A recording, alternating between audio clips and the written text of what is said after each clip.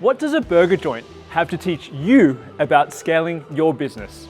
Turns out a lot. Tonight we hosted Jake Smyth, co-founder of Mary's Burgers, to unpack how he built one of Sydney's most recognizable cult brands and what that teaches all of us about building something real and resilient. What stood out was the honesty about building something bold, owning your voice, and making the hard calls when it counts. And that's exactly why we put on events like this. At SF Capital, our mission is simple: empower business owners through finance and through conversations like this. If you weren't able to join us, stay tuned. We'll be sharing a few of the best moments from tonight. Good evening, ladies and gentlemen, and welcome to tonight's event, Banking on Burgers. An evening about food, fun, and a friendly conversation with the co-founder of Mary's Group, Jake Smyth. Hi, everybody. For those of you that don't know me, my name is Tommy Lim, and I'm the Managing Director of SF Capital.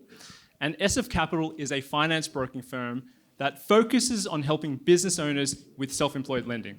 And I'm excited to co-host tonight with Jake and the excellent Mary's team.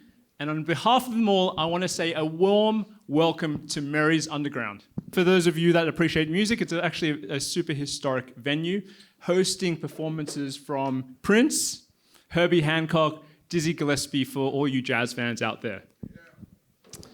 So, why are you all here tonight? And why is your mortgage broker hosting an event about burgers? So, yes, it's true, I do love burgers, and I absolutely love Mary's Burgers. My wife and I, she might not know this, we had one of our first dates in the Newtown OG Mary's venue.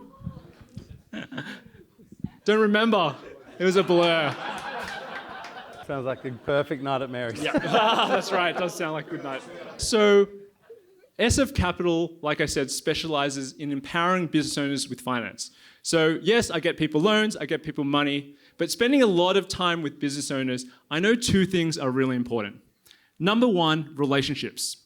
It's those connections and that trust that really closes the deal. And I wanted everyone to gather tonight in a live event and get everyone together. I didn't want to do a podcast or a webinar. I wanted to create a space and a time when everyone could connect. And number two is learning, especially learning from the experience of others. And a nugget of wisdom from another business owner who has walked the path before you could save you heartache, but it could also create a lot of prosperity in your personal life and in your business. And this is, of course, where Jake comes in. So let me introduce Jake. So Jake is actually an example of SF Capital's ideal client. No, it's not. He didn't say that halfway through our interactions. He's like, Jake, you're a nightmare! We'll get to that later. So, no, it's not the impressive facial hair. It's not the rugged dress sense. It's not the impeccable taste in food or music. It's because he is a business owner with complex affairs. He runs multiple businesses, and where banks hate or shy away complexity, we embrace it. We see it as an opportunity to create and add value. So moving on to Mary's, Jake founded Mary's with his co-founder, Kenny Graham, in 2013. Is Kenny here tonight? He's not. No, he's on daddy duty. Big shout out to Kenny for the cameras. Yeah, co-founded it with Mary's in 2013. So just to cast your mind back to 2013, Facebook just bought Instagram. We were using iPhone 5s for the people who use Apple. MasterChef was in season 3 or 4. I think it's now in season 16 or 17. And if you're thinking about a burger, you're probably thinking about Macca's and a Big Mac or a cheeseburger. So when Mary's launched, it really launched with a bunch of pizzazz and really hit a spot in the Sydney food scene, serving up American-style burgers, fried chicken, a delicious drinks menu against a backdrop of rock and heavy metal music. A lot of F-bombs when I went there. A lot of F-bombs on the walls and around the place. And really edgy marketing. And fast forward today, 12 years later, there are 6 Mary's locations. We've said goodbye to a couple as well, but there are 6 today. We got, of course, the OG in Newtown, here Circular Quay, Castle Hill, Rozelle for deliveries, Entertainment Quarter, and the latest one, North Sydney, Victoria Cross Station. I covered them all. So while we think mostly about Jake as a burger guy, he is actually a dynamic entrepreneur. Not just does he own Mary's, but him and Kenny and their partners actually own a collection of businesses. So he's got a really interesting story to share. They're the owners of PV Wine and Liquor Merchants in Newtown and in Paddington.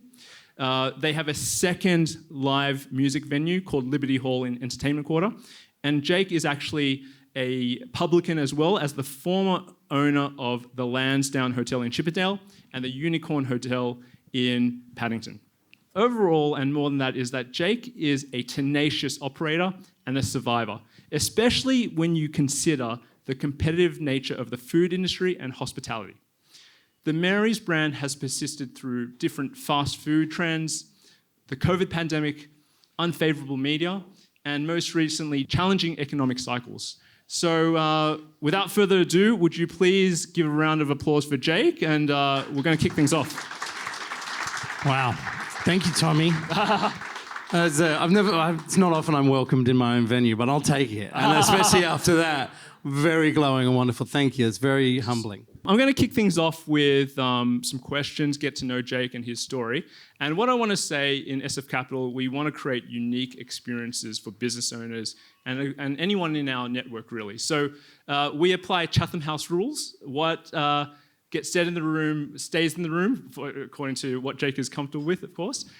Basically, you guys can ask whatever you want, and Jake, you can say whatever you want as well.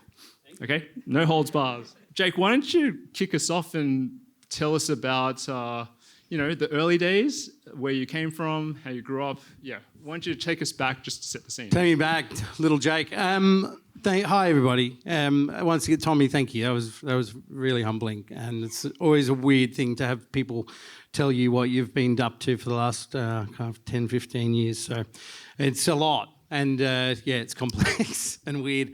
It started, I grew up the son of two ministers, Pentecostal, hallelujah. Someone give me a hallelujah if anyone goes to church. I grew up I was born in south coast of New South Wales, in Huskisson, Jervis Bay. I moved to Townsville, then to Tasmania, then into the Hunter Valley in Singleton, where I went to Singleton High School, dropped out in year 9, got a job at McDonald's. I actually already had my job at McDonald's. My parents marched me down at 14 and 10 months and said, it's about time you got a job. It's about 15 days after I was legally allowed. And I've been in the hospitality industry ever since. I fell in love. Growing up in the church, we would set up the chairs every week, and you'd be welcoming people. And so I had this kind of innate sense of hospitality from the start. And I've been in hospitality ever since. I travelled a little bit. Started after I left McDonald's. I worked in cafes and bars and restaurants, and moved over to London. And started working in more high-end venues over there in London and Edinburgh. And then we moved home, my now wife and I, who met over there, in 2008. And I'd met Kenny, my business partner, over there. And we bonded over we like to say, we bonded over our mutual hatred of our industry, of our very loved industry. And, we loved it so deeply, but we had this deep sense of the fact that there was something missing, and as it turns out, it was our representation of that industry was missing. And so we wanted to break down the walls between a really authentic experience that we would offer people in our own homes, and that style of hospitality, as opposed to waiters wearing blacks and the same Cafe Del Mar soundtrack on that was just in every single venue, and you couldn't play it over a certain volume. And even some of the great restaurants I worked at, it felt very, very suffocating and not really representative of this kind of deep sense of hospitality that I knew from my childhood, and that I suppose was just within me. So we got an opportunity. We lived in Newtown. We got an opportunity to take a lease at what is now Mary's. It's the site of an ex-STD clinic on the back street. Yeah. And this is 2013 in Newtown. Newtown was even more, I suppose, robust than it is today. It's almost like Las Vegas when you go there on the weekends now. It's very strange to me, but it was a local it was a local neighbourhood full of weirdos and freaks, and I was one of them. And we wanted to create a home for them. And so that was the real kind of, I suppose, origin story of myself and Mary's.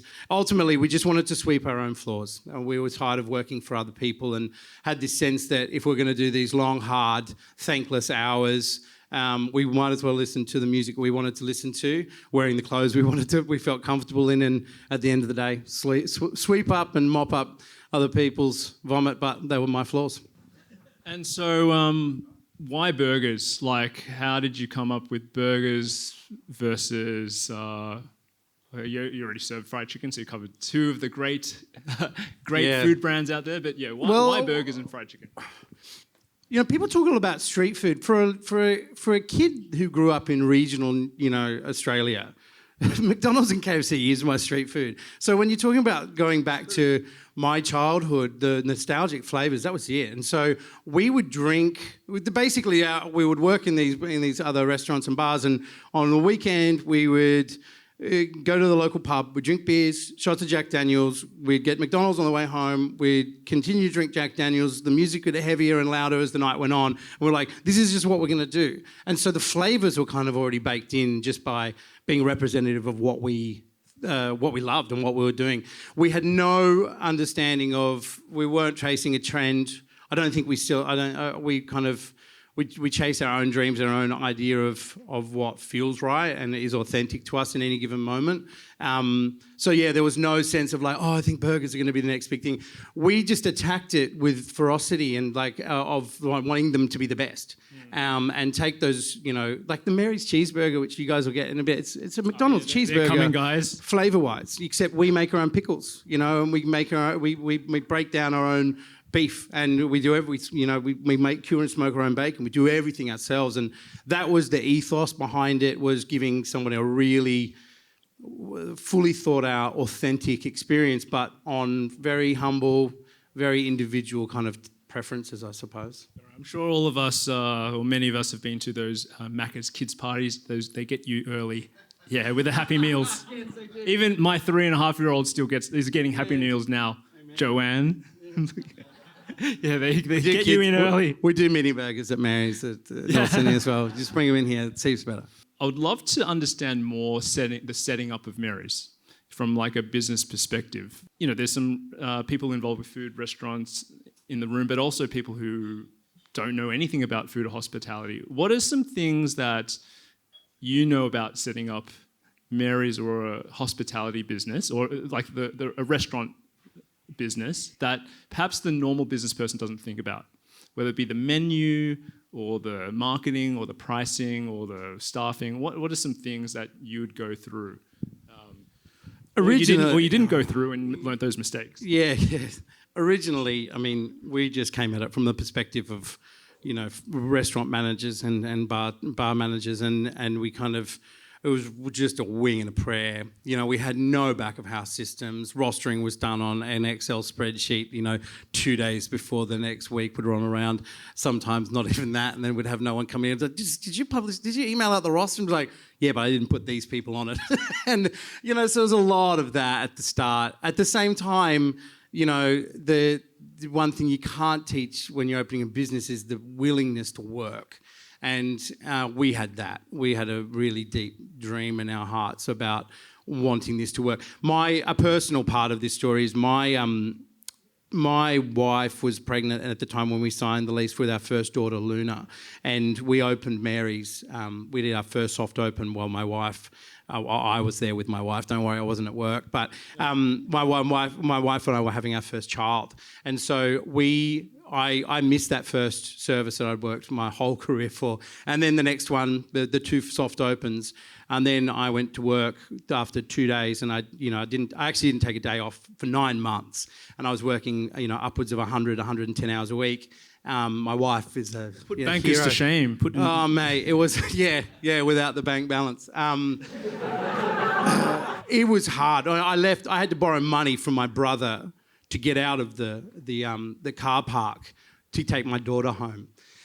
It's hard, man, but it was hard in a way that I just, none of this would be possible without that moment.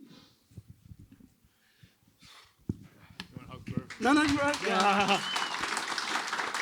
Hey guys, It's yeah.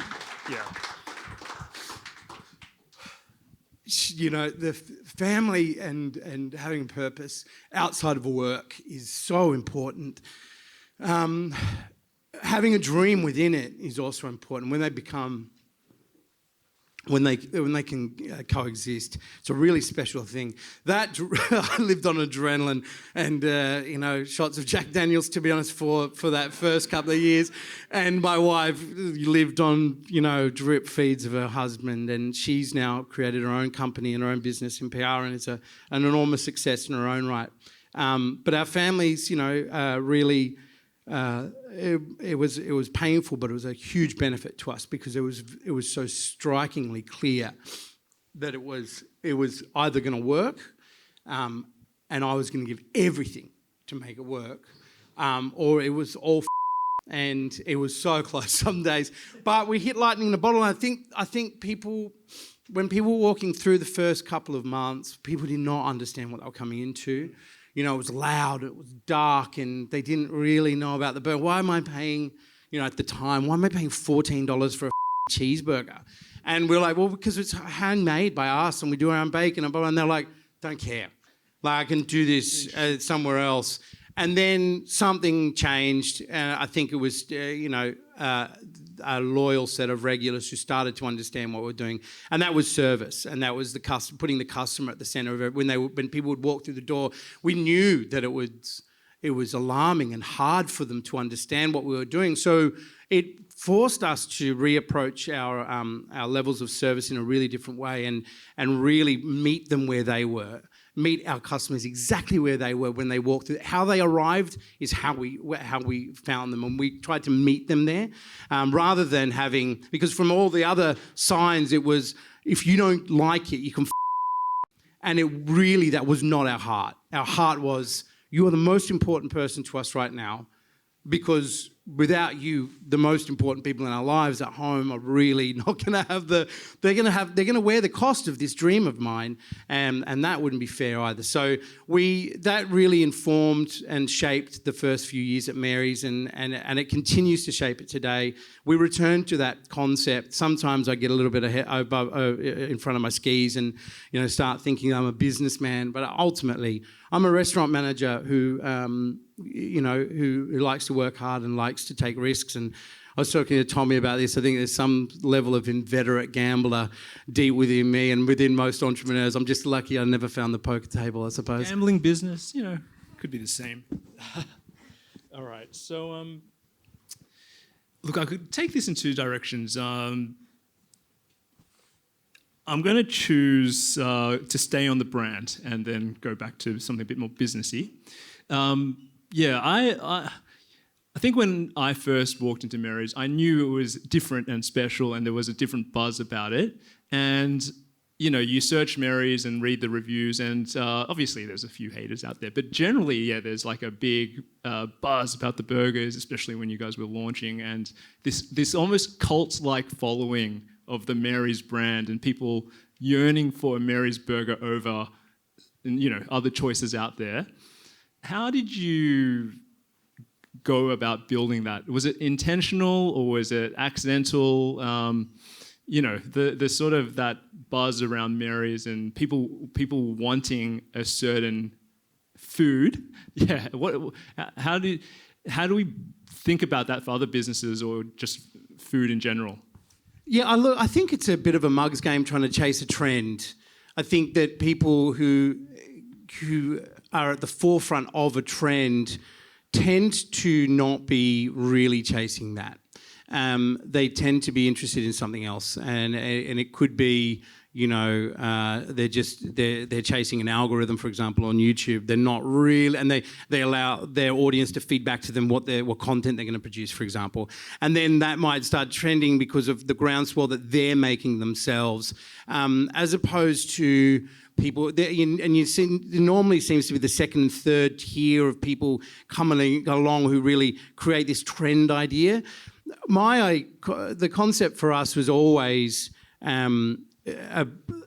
it was always just to be unapologetic about who we are and what that looked like and what that felt like. Even now, you know, Mary's in North Sydney, it looks so different to the original Mary's and other venues that we've had. And I think a lot of the old time, you know, Mary's fans are like a bit confused by it sometimes, but it's an honest approach to where we're at in our lives, which is we've got kids and we want they're fine. They grew up at Mary's, but their friends, some of their parents, they're really terrified of taking their children into Mary's, and so they don't enjoy it. And I'm like, and so my little boy Spike's got two friends who their parents won't really let them come with us there. So I was like, well, let's do something else. Let's try another tack. The burger's going to be just as delicious. Everything else is the same, but let's maybe just soften things a little bit and widen the doors. And that's an honest response to something that's happening in my life. And I think that in business, what people were responding to, and I think what people do respond to just in every business, is authenticity and bravery. And if first of all, if you know yourself enough to know what it is what you want and what you're trying to achieve, it's a hell of a thing to kind of do. I'm constantly questioning, and we're constantly trying new things and tweaking, and we don't always get it right, not by a long shot. But the things that we've gotten right and have worked the best have been really authentic exchanges where we've been brave enough to really back the vision. And whilst the vision may not be immediately available to everybody, you know, we opened the live music venue Liberty Hall in Entertainment Quarter, and for years the Entertainment Quarter had a stink about it. And no one wanted to go there. No one wanted to do anything there. And it had been the home of 3 live music operators previously, and all of them had thrown in the towel. And we looked at the opportunity and went, you know what? There's a hole in the market. We know what it is. And technically it was just because of incumbent other live music operators, and we knew we could give better service to the promoters. We knew we could do something with this room that was interesting and new and different. And so it wasn't a trend. It was just we know how to deliver better service than these operators to the promoters who want to use this rooms of this capacity. So we went after it, and it's a huge success. And everybody was telling us this is the worst thing you could possibly do. This is the old joke in live music. How do you start with how do you gain a small fortune? You start with the large one. And you know, this is so endemic it's so true of the live music industry, but it's doing really well and no one would have thought it. And again, it's just because we had a dream, we saw something, and we were brave enough to go track it down. Okay. This is a good segue. I was going to bring in like other businesses later, but hey, let's unpack this now. So yeah, you own PV, wine and liquor merchants, obviously this music venue, Liberty Hall. How did those opportunities come to you? Did you go looking for them? How did you think about the businessy word diversification, or extension of the Mary's brand, or Mary's business group? How did you think about those opportunities and how they arise? Wasn't strategic, Tommy. They tend to be opportunistic, so P&V. One of our long-time staff members at Mary's, Louise Dowling, she had become very, very interested. We're one of the first whole 100% natural wine lists in the city, and we were the shitty little rock and roll bar and serving burgers and fried chicken, and we had this really incredible natural wine selection, all imported from France and Italy and throughout Australia. Now the natural wine industry is huge, especially here in Oz. And Louise had taken a real love and interest to it, and she went and tracked down a venue. She went and tracked down a site, and she came to us for some financial backing and to believe in her dream, and we did, and she's done an incredible job.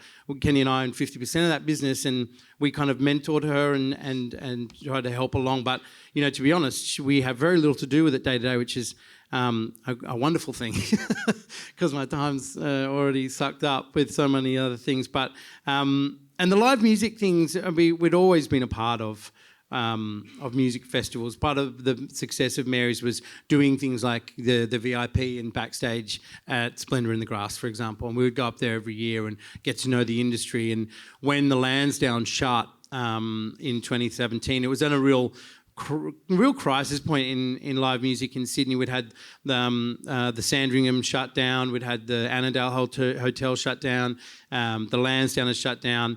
There's this series of venues, really iconic live music venues in Australia, in Sydney, sorry, all around this kind of more focused on the local scene, all shuttering. And we heard about that and we had the opportunity to go and breathe some life into that. And that again was in part because of our connection to the industry already, but we'd had no history running a live music venue. And believe me, there's such a difference between live music and classic hospitality, which we learned really hard and really fast. And it was brutal. The first 12 months was so hard. But we managed to make that into a great venue. But we handed the reins over a couple of years ago on that. But yeah, live music's been a part of our business ever since. Due to like those, the lockout laws in Sydney just being really crappy for nightlife and why they were shutting down? Yeah. We came in, the lockouts were just being repealed, and then we had the lockdowns. So it was a really wild kind of couple of years for us there. But we exited due to our business partnership split in that venue. But yeah, it's. Look, the live music industry is a tough one, but again, at the core of everything, it's a relationship based. We have several sets of relationships and people that we're responsible for in that. We've got the promoters, the artists, as well as the punters who turn up, and so we have to service all of them in really unique and individual ways. And I think that's at the core of the Mary's heart and our kind of goals and aims is to work out how we can be of service to the customer that's in front of us and do our best to make them feel seen and heard and valued. So just a bit of backtracking, guys. The Lansdowne's a hotel in Chippendale, very well-known live music venue, especially for up-and-coming bands. So and the Basement was shutting as well, right? And you and Kenny, I guess, helped revive those two venues. Did you approach them, or they approached you, or like you heard about it, that it was happening, and you said, "I want to be part of this"? Or yeah, well, we'd seen it in the paper, and we were actually invited to a tender process on the lease, and we won that tender process. Again, we opened in 2019, so.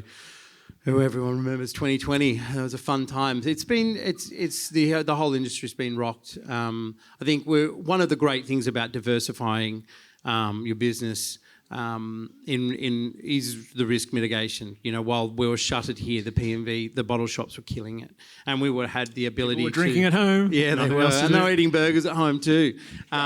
So we were able to actually keep our staff on and employed those that weren't able to, take the government assistance. So, yeah, we managed to scrap our way through the last couple of years, and we're still doing it. I know we're in the fight. It's every day is a new challenge. So you already talked a bit about business challenges, those early days of working 100-hour weeks. We caught a glimmer of COVID. I want to go there if that's okay. Hope there's not too many nightmares or bad flashbacks. So you took over the Basement, Mary's Underground, in 2019. Did a bit of research. Mary's Melbourne opened January 2020. And of course, pandemic hits March 2020. Yeah. What was going through your mind? How did you guys think about what was happening? How did you guys respond? So I think we responded like a lot of people. It was a drip feed of stress that it kind of started, and then there was a worry, and then there was a lot. But the business stress started much later than when we all got told to go home. The business stress started when we're like, oh my God, are we ever going to be able to reopen this? We actually never we reopened Mary's Melbourne once in the July of 2020, and then they allowed us to trade for another 4 or 6 weeks hugely restricted trading terms, but we were able to open and get our staff back to work. And we just opened. We spent a heap of money. Obviously, creating an outpost in a new capital city is always expensive, and also the fit out and the et cetera, and then being forced to shut, that was hard. But you're like, oh, well, we're going to be able to trade through at some point. We'll recoup those losses. Let's just write it off as setup costs. A build that went a little bit longer or whatever. And then when the second shutdown happened down there, we just made the decision. We went straight into negotiations with our landlord to exit, which we were luckily able to through a good lease. Which, if anyone's doing leases, make sure you've got a great property lawyer. They're worth. They probably actually are their weight in gold. They cost so much money too, but they're good.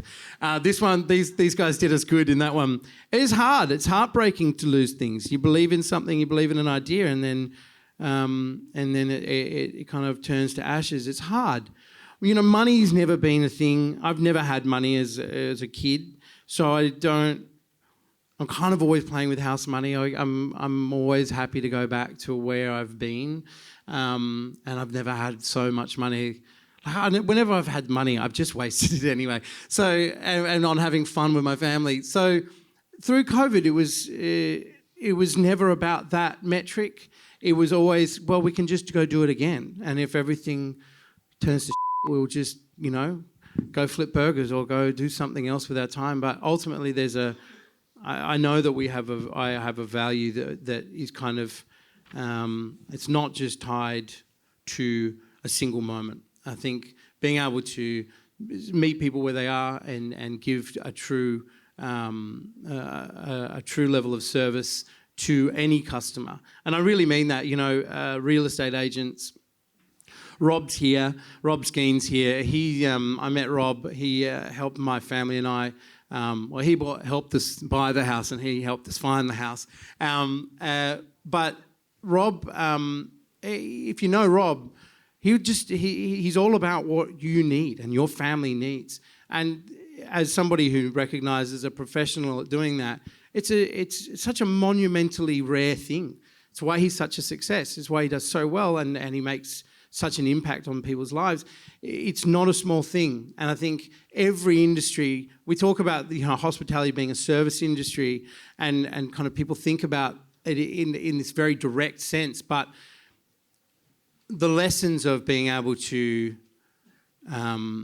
put the customer at the centre of every decision that you make is something that is shared across every industry as far as I'm concerned. Everyone has a customer, and being able to go and speak to them and give them what they need and really hear from them, really understand them, take the time is something that I think I've always just known I was just always aware of. So, when it all burnt down in 2020, I was like, we'll just go do it again. It doesn't really matter. If it's just money, then we'll go get more of that when we need to. Let's just keep building the dream. Cool. All right, I got only a couple more questions, guys, and then over to the audience. Definitely start revving up those questions, and we'll flip it over to everyone soon. So, going back to the business of Mary's, and of course there are now burger joints everywhere. There's plenty of choice. So where do you see Mary's where Mary's fits in the sort of universe or spectrum of burgers from Macca's to Rockpool? Where have you decided to play, price, things like that? And there were other burger places that kind of launched at the same time. So Chur Burger, like I do remember going to Surrey Hills and having a Chur Burger, Neil Perry's Burger Project. So where do you guys sit? And then why do you think Mary's has been able to survive when those other places haven't? Oh, look, I'll bang on. I think we try. We fail a lot. Like we fail a lot at giving people what they need when they come and ask for a burger at our venues. So it's something that we're constantly looking at and constantly trying to find new ways of communicating with our customers as they change. One of the things that we've noticed the most in the last little while is how our customer base is changing. And how to speak to them. It's a lucky thing when you've been able to work through a cycle or two in business, and it's a rare thing. So I take it as an immense privilege and that we're able to do it. But it's also it's baffling and it's confusing sometimes. But I think at the end of the day, playing the long game, if you give people, if you can give people a sense of value and communicate why your product has value, where the value in your product lies, and you can effectively communicate that, and you meet them with humility and kindness at the same time, then you'll generally succeed. We, at the last little while, have been really focused on just the bare basics of service. Yeah, and it sounds, Bill Belichick, the great NFL coach, the fundamentals. Just do your job. And what does just do your job mean to somebody who's, starting out as a barback in a busy nightclub? Well, it's make sure that the glasses are clean quickly and the bartenders have got what they need so that they don't have to turn around. They don't have to break contact with the people in front of them to look for their things. Everything's there. Do your job. What does that mean for the customer in front of you? It means the customer is getting the very best from their bartender. Now, this is really basic stuff, but going back through our venues, we noticed that a lot of those fundamentals had been lost. So we've spent literally the last 18 months just going back and taking apart business by business and going, well, why is this happening like this? I think being able to be not ever forget that your job is probably pretty simple. There's not many people I know who are brain surgeons or rocket scientists. If you're in the building, great, this is amazing. And, hats off, it's a hell of a job. People. Yeah, I'm sure there's some very smart people. But at the end of the day, a lot of jobs are many small things done well. And a complicated job is making sure a lot of little things are just done right. And in a complex business that I run, if my team are not being enthused and excited to do their job, as unglamorous as it is for them in that moment, then the whole thing crumbles. And we've been through periods where it's like, why is this business just not succeeding? Why is this business having problems? And you go in and you look and, someone's not cleaning the glassware properly. And it sounds simple, but to me it's a profound point because it echoes the fact that you're never a master and you're always a novice and you're always got to just go back to the drawing board and just, how do I get better? How do I get better? I think, honestly, customers understand that. We talk about brand. If you want to talk about branding and things, I'm more than happy to do that. But I honestly think that the best branding is having somebody literally say, hey, you need to go to this place. I felt special there. They made my day. They made my day. They turned a crappy, wet Wednesday afternoon into a highlight of my month. And they did nothing other than just ask me how I was and make sure. They checked in on me and I told them, hey, I ordered extra pickles and I didn't. And they made it happen. And they, whatever, just meeting them where they are. And I think it's sadly lacking. But I'm grateful that, in a way as well, because that means that I've got something to offer, I suppose. All right, this is going to be the last question for me, guys, and then over to the audience. Don't worry, they're friendly. So, what trends do you see in food, Sydney or globally? And you've got a hungry audience here. So, how can we help you out, Jake? Where is Mary's heading, and how can we help you out? Yeah, sick. So food trends, I see value as being one of the major trends. I think it's not just a cost of living thing. I think it's actually a simple approach to living. I was just in France, very luckily with my family on a holiday, and one of the two busiest restaurants we went to. So I booked one very fancy meal in my 4 weeks over in Europe. And I managed, it was the 7th best restaurant in the world on the world's 50 best. I booked it 2 days ahead.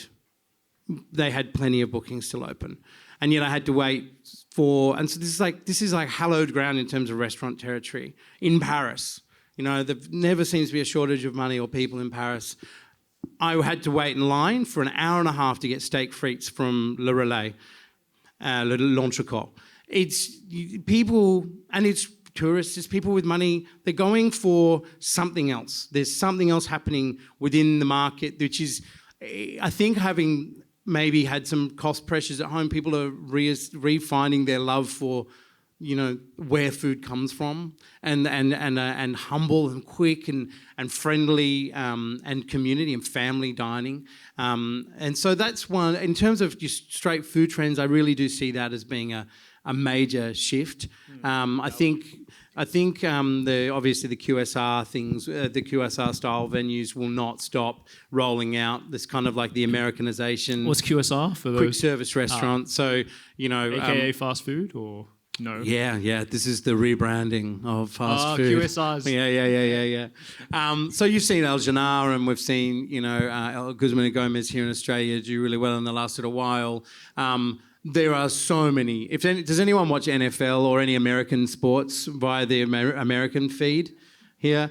Okay, so you guys, the amount of fast food advertising, and it's all really funny and clever, by the way. He's better than what we've got here. But it's just endless, and I think we're heading for that. Wow. I think at the same time, in any community, in any market, convenience is king. But within every community, people want to feel seen and heard. So you can imagine that you might take your children to McDonald's, but on the way home from Saturday sports, or yourself, on the taxi ride on the way home from being out. But you still go to a Mary's or an equivalent for that special moment. And I think that's where we want to fit. We want to fit in that. We're not chasing the 50 stores up and down the east coast of Australia. It's really I'm deeply disinterested in that as a lifestyle for myself and my family. I don't want that. So we just want to be able to make memories for people and keep putting smiles on small rooms of people at a time. Anything, what's next for Mary's, and how can we help you out? How can you help? I don't know. Ask gentle questions in the next 10 minutes. All right, well, that's the Mary's cue. Burgers are on their way. You can just move past it. Yeah, that's the cue. Okay, there's a floating mic. Can you hear me? Yes. Oh, great. Thanks. Jay. Great. Yeah. Great. Jay is the session. only bank guy allowed in the room, by the way. And I am He's a honoured, special guy. Tommy. I am absolutely honoured. No, look, great session, guys. Jake, great to meet you. Big fan, a bit of Mary's fan for many, many years. And you talk about the brand and making memories and service and so on.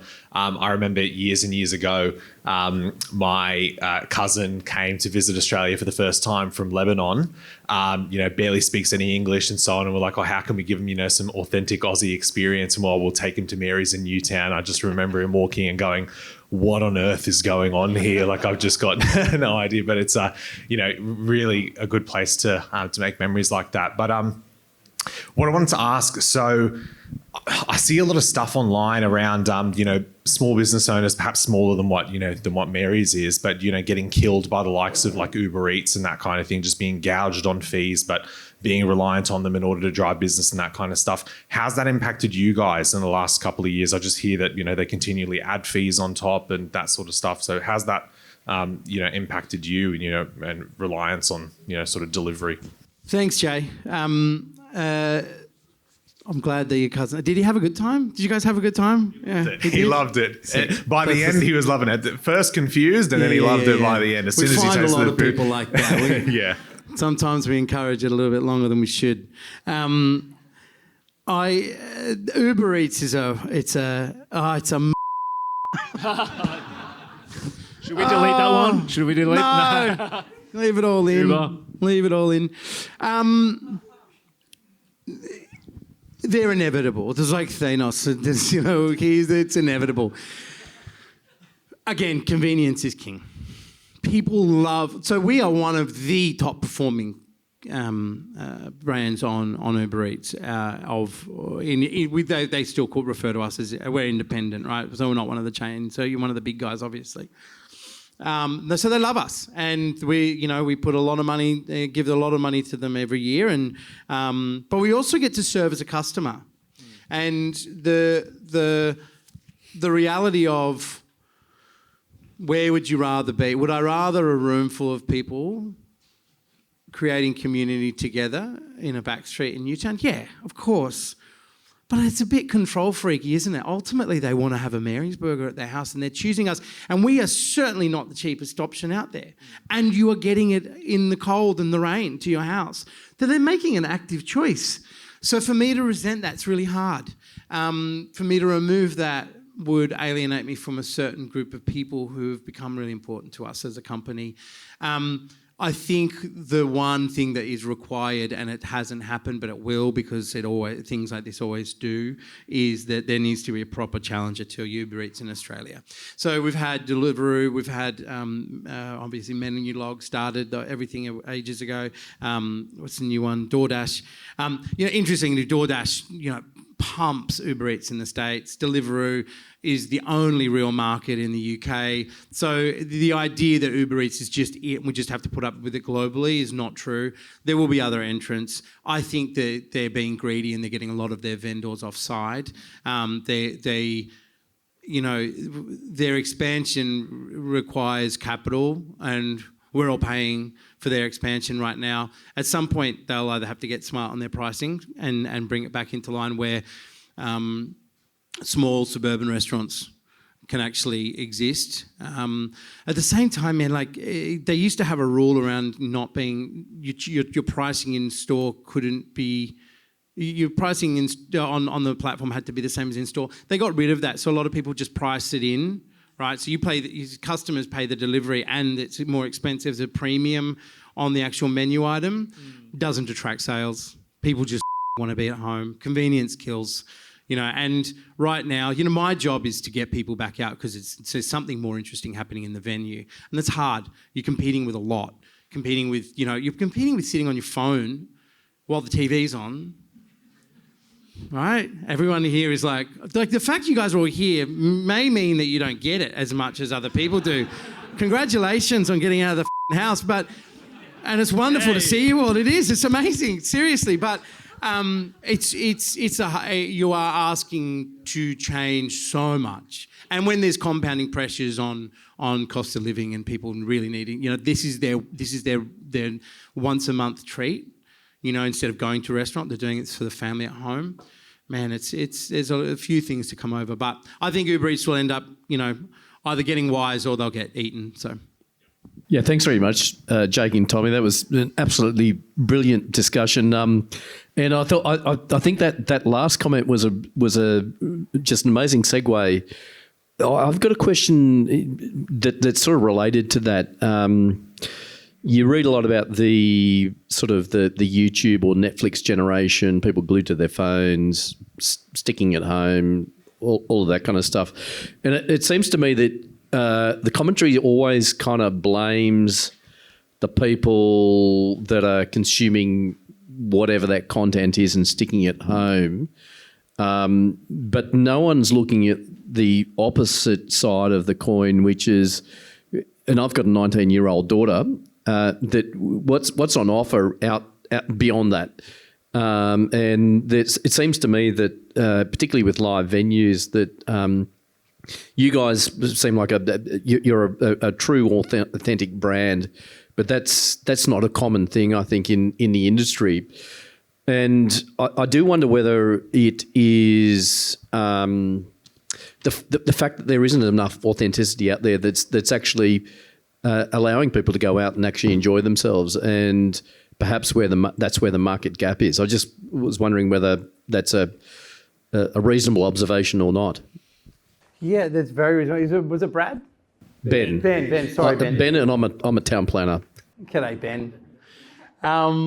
Yeah, I think it's a great observation. I think we've been thinking a lot about this. So for years, we had this kind of cringe about telling people what we did because we just expected everyone to know that Mary's was the best and we did everything ourselves and blah, blah, blah. And then you realise what I said earlier, the markets change, and the people who know that about Mary's, that you do pay a premium because they know that it's a better quality product from start to finish. And everything's made in-house and cooked to order, et cetera, et cetera. There's a large group of people who could be consuming our product and be our customers who love us, and we love them very much, who don't know that. And so how do we deliver that to them? And so part of the conversations for us at the moment is how do we effectively communicate and meet them where they are. Meet those consumers where they are. And sometimes that's on YouTube. Sometimes that's on Instagram. That's on Reels. And so I think that it is always incumbent on the business to meet the customer where they are, whether they're walking through the door and they've had a bad day and you being able to interact with them and intervene in that moment and give them a pathway to some joy and kindness, or whether it's being able to tell your brand story and what you are proud of and giving an opportunity for an audience to build through that mechanism and those platforms. It's not easy as, I'm 42 and I feel so old. I've got a 12-year-old daughter. Luna's 12 now. Mate, she's just, everything I do and say is so cringe. Oh, yeah, it's terrible. But, you've got to take... She's a cool dad. No, not to her, I'm not. I am not the cool dad to my daughter. No way. Burgers aren't cool to 12-year-old girls. No, she's maybe on the down low. She thinks I'm all right, but she loves me, but I'm not cool. But I think, my job is to, as you get older, I think that it's not about being able to use the right catchphrase or to understand the aesthetic of content, for example. It's about the deeper underlying truth, which is of meeting people where they are. I keep repeating this because this is like what we're going through as a business. Like, how do I effectively explain to a 18-year-old kid who's never worked in a restaurant before? How do I train my managers when they walk through the door? I can't be in all of these venues, So how do I train the managers? How do I arrest them? How do I develop in them this desire and this awareness of service first, of being of service and SF. Yeah, yes, which I didn't know about your brand, that it was service first, and it made the penny dropped and it completely clicked why we got along so well because of that same experience. So. I don't know if that answered your question, Ben, but...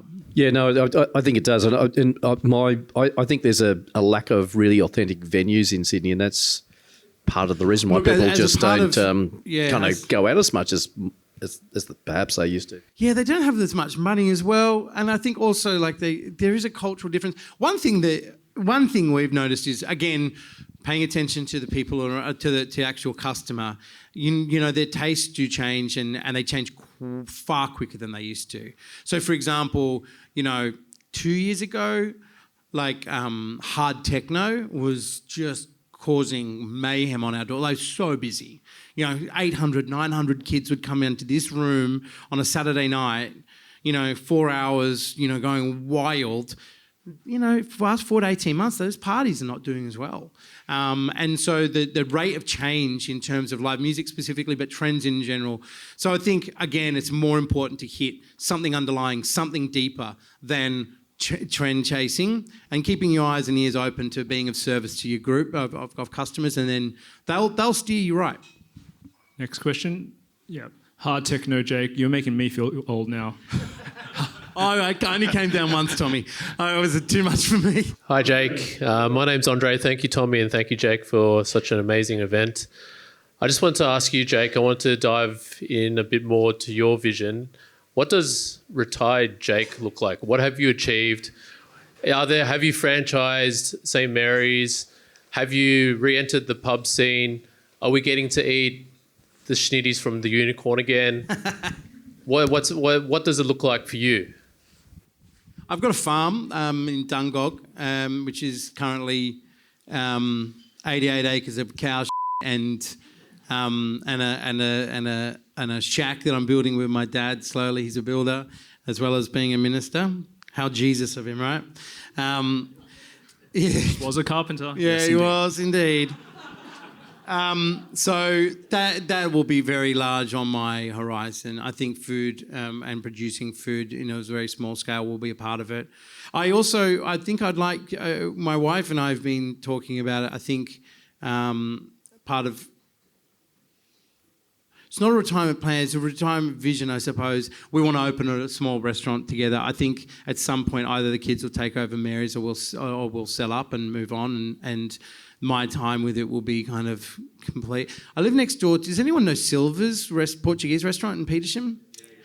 So they're my neighbours. We live in Earlwood, and they're halfway through transitioning the generational change. The father and mother sold to their daughter and son and their cousin. And they're halfway through. Dad still works there most days. Mum's now fully retired. And watching them do that's been really beautiful. I mean, if my kids are interested in running it, then and we're still able to do it, I'd love to be a part of that. But I think I'd be very happy, opening for 4 nights a week, cooking food for people, my wife wandering around pouring people way too generous glasses of champagne and just hosting people very intimately and one-on-one. That's what it looks like, to be honest. And then maybe having a few steaks from the... Are you going cows back on the into farm. the pub scene? No, I don't think so. Pubs are an interesting thing in Australia, in New South Wales. The pokies, we never had poker machines. What a terrible financial decision that was. I've seen the P&L and balance sheet of different hotels, and the pokies are the pokies would have been a smart. I couldn't do it morally. It's unfortunate, but pokies really good hold luck that to you if you business. can. I've spoken a lot about it, but it's all about building community. I never felt I could correctly build a community here while ripping the heart out of another one here. And so poker machines were never an option. They would have helped a lot over the years, but for that reason, the entire pub market is brutally hard to get into, and it's brutally hard to sustain. The amount of energy you have to put into it, you have to be better than your competitors down the road, and you have to have a fifth of the resources financially. So that comes down to employment. So you're looking for a head chef, and they're being offered just so much more money, and it just continues to impact down. And that means you've got to be there, hands-on, training, developing people who could have arrived fully formed if you had more of a budget to do so. So really difficult one, pubs. If anyone finds out a way to do it without pokies really successfully over the long term, tell me your secrets. Next, maybe 2 or 3 more questions, and then we'll wrap it up with some food in their bellies. Hi. Hey, Tommy. Oh, How are Craig. you? Yep. Thanks for inviting. No problem. Very good. The really Thompson nice to family listen to. came out in force. Oh, yeah. Yeah. We're all here. Love a Mary's Burger. I was going to say, were you in The Bear, perchance, or not? The TV show The Bear? Did you see that? No, I did You've see got it, to but I watch wasn't it. in it. No. I tell you, I watched 3 episodes and it gave me such levels of anxiety and PTSD. It is all anxiety. I was that like, show. someone was like, it gave me PTSD, and I was like, bullshit. And I turned it on, I was like, can I watch that? It is so... You've got to watch the dinner party they have at home. That is the most stressful thing you've ever seen in your life. I think I got up to the bit where he'd accidentally drugged a room full of children at a children's party or something. Yeah, that was good. And I was like, that's too much. Anyway, serious question. Hospitality is super hard when you've got a vision and you're on the floor and you're executing that vision. How hard did you find to take it to another venue when you have less eyes, you're not there all the time? How do you take what's so good at the original venue to somewhere completely new? Thanks. Sorry, I missed your name. Craig. Thanks for the question, Craig. Growth is hard. I'm a bit of a funny one when it comes to being a perfectionist. I'm not much of one in some ways, and in others, I have a high level of trust. Stupidly sometimes, but it's like hope springs eternal, and I'm able to access that quite a lot. I really do trust my staff. I really trust the people that when I look them in the eye and they say they're going to do the right thing, they do.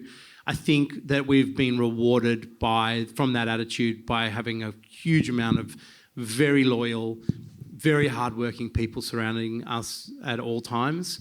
It's inevitable that you get let down, and ultimately they let down customers, and they might let down a series of them, and at some point they get fired, and we go on about a business about repairing that and making sure that people have a great time when they come in next time, and they've kind of they've kind of hit the end of a road for them, I think. And so it's not, I kind of don't waste too much time thinking about it.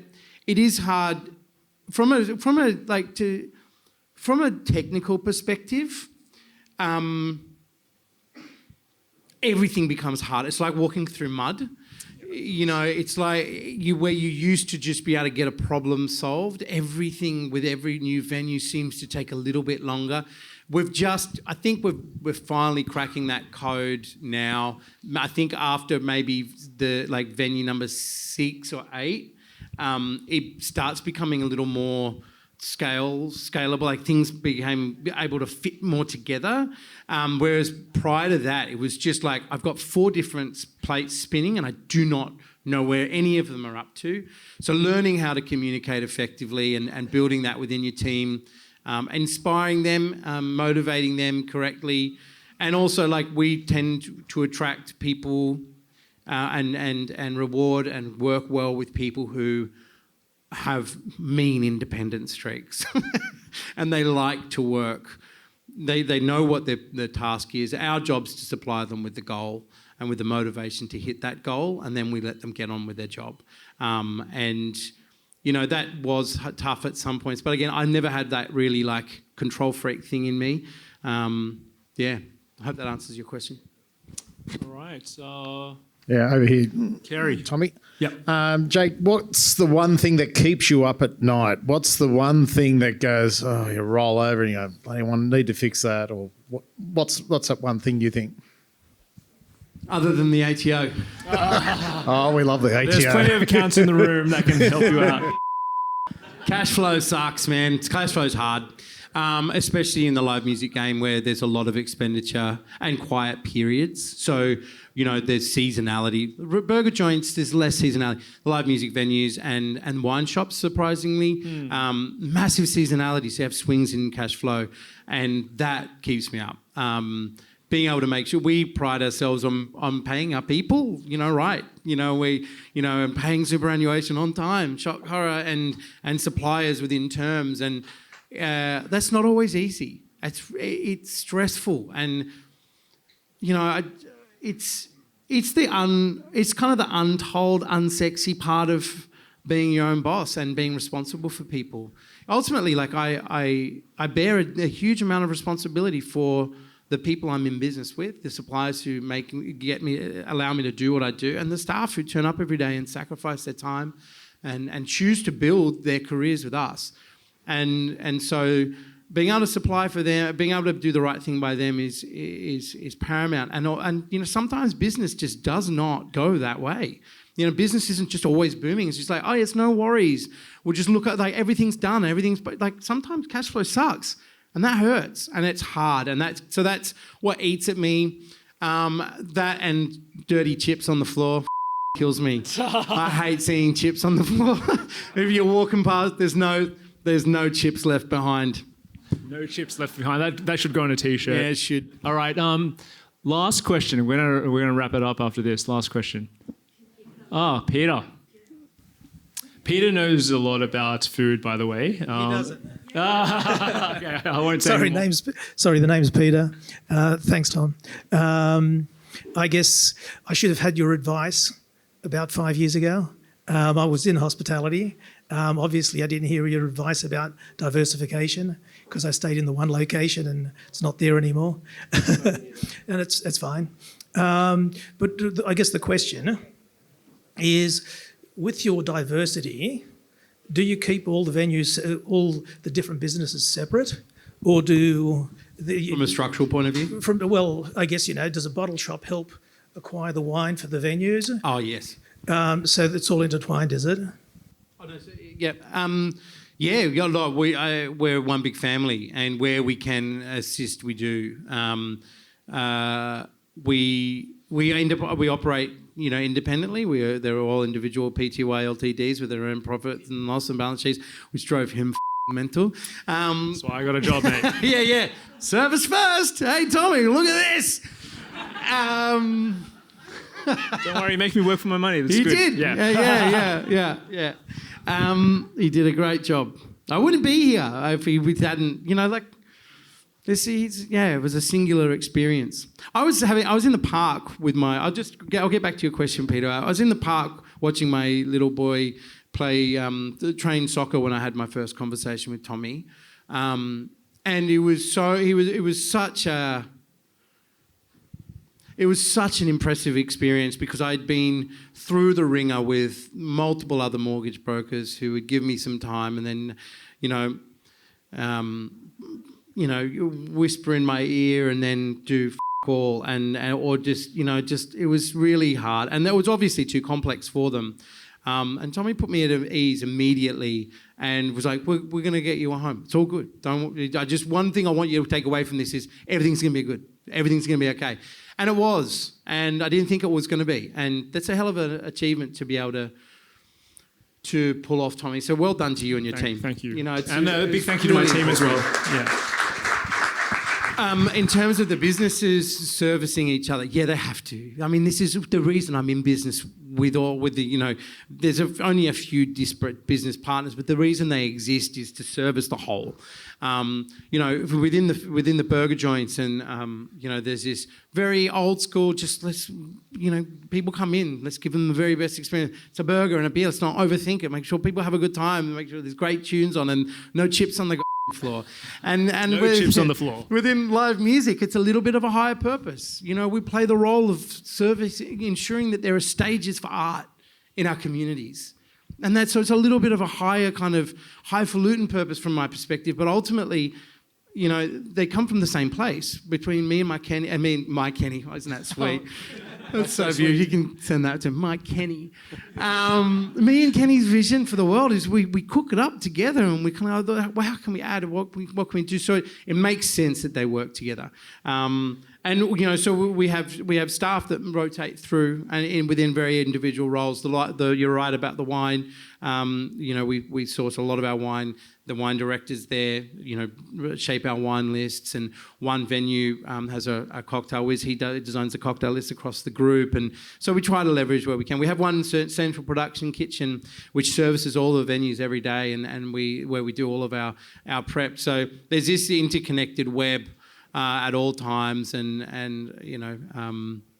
it's kind of cool. It's kind of weird. It's really fun.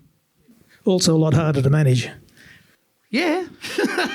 Yeah, it's really hard to manage. But it's also like, I could just be really dense, and there's a good chance of that, Peter, that I'm just an idiot. But it feels right. It feels like the only way to do it. Like, we question a lot. We're tweaking things all the time. We're questioning, does this make sense? And we do try to hold the customer at the center of decisions we're making. But I can't see another way to do it, that's authentic and is really us. Like, we've seen so many, you mentioned Burger Project. Now, Neil Perry is a hero of mine and of a generation of hospitality chefs in front of house, and a great man and a visionary. And he started a burger joint, and when he sold off, part of the Rockpool Group, they went through and decimated the quality of product. They were already having a hard time because it's a tough market. But they went through and they pulled all the value. They changed the suppliers. They started dumbing down his vision, and it went bust really quick. So, the cost of doing business is that it's hard. That's the cost of doing business for an entrepreneur. And if you're willing to sacrifice and you're willing to kind of submit yourself to that fact, I think things kind of just start, it becomes easier. Hey, Jake, let's wrap it up. So I want to say thank you first and foremost to Jake for sharing those pearls of wisdom tonight. I also want to say thank you to my team, Fiona, who did basically all the event logistics, all the ticketing, all the organisation, all the behind the scenes. Alex, our creative director. I cannot design this cool looking flyer, Alex. And of course your team, Jake, the Mary's team. Thank you very much.